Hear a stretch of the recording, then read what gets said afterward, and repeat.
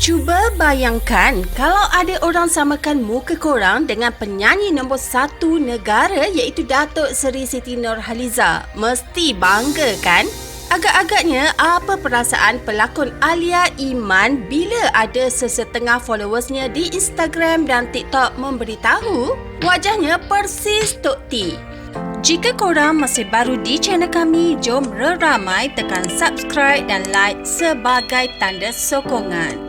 Alia yang merupakan anak kepada Allahyarham Azmil Mustafa itu telah memuat naik satu video beliau sedang menari menerusi aplikasi TikTok. Tanpa disangka-sangka, ada yang menyamakan wajah beliau dengan Tok T.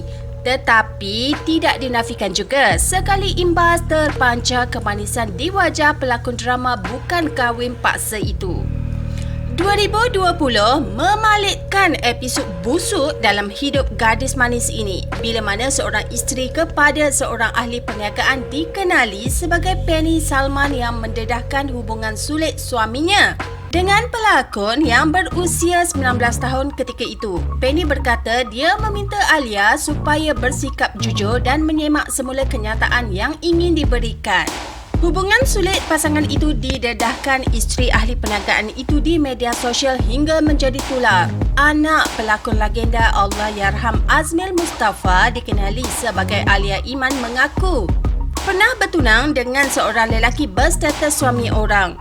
Pengakuan berani Alia itu sekaligus menjawab segala dakwaan kurang enak yang dibuat isteri ahli perniagaan itu di media sosial.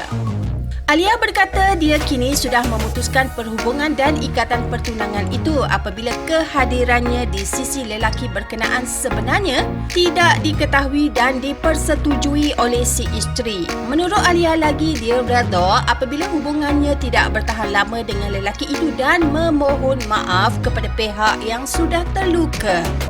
Sedar tak sedar, pelakon legenda ini makin dilupakan. Ustaz Azmil Mustafa dilahirkan pada 1 Januari 1953 dan meninggal dunia pada 14 Februari 2018. Ialah seorang bekas pelakon dan penceramah lelaki Malaysia yang pernah menjadi fenomena pada lewat tahun 1980-an di Malaysia. Bermula dengan filem yang mencecah kutipan pecah panggung iaitu filem Mekanik pada 1983 yang turut dibintangi legenda bola sepak tanah air iaitu Datuk Mokhtar Dahari sebagai pelakon undangan. Antara filem yang turut melonjakkan nama beliau ialah Ali Setan 1985, Ali Setan 2 1986 dan Suara Kekasih pada tahun yang sama. Gandingan paling ideal pada era tersebut antara beliau dan Fauziah Ahmad Daud. Azmil merupakan bekas mahasiswa dari Universiti Indiana Bloomington, Amerika Syarikat. Beliau menuntut selama 5 tahun di universiti berkenaan dengan membawa pulang segulung ijazah sarjana muda dalam bidang filem, radio dan televisyen ketika kembali ke Malaysia pada tahun 1979. Azmil merupakan anak sulung kepada karyawan terkenal Allahyarham Datuk Dr. Mustafa Kamil bin Yassin yang menghasilkan drama popular Atap Genting, Atap Rumbia dalam tahun 1968. Beliau bersara ketika nama beliau di puncak kejaya sekitar 1990-an. Namun beliau tidak pernah sesal dengan keputusan yang diambil. Kemudian beliau menumpukan hidup beliau dengan memberi ceramah-ceramah agama. Sebelum ini, Azmil pernah 2 kali mendirikan rumah tangga, namun kedua-duanya tidak kekal lama. Melalui perkahwinan pertama, Azmil dikurniakan seorang cahaya mata iaitu Nur Syamira, seorang mahasiswi Universiti Teknologi Mara UiTM. Manakala dengan isteri kedua pula, beliau dikurniakan 4 cahaya mata. 14 Februari 2018, Azmil telah meninggal dunia di kediaman keluarganya di Shah Alam, Selangor. Beliau meninggal dunia ketika tidur pada pukul kira-kira 12.40 tengah hari waktu tempatan. Semasa hidupnya, beliau mengidap komplikasi jantung.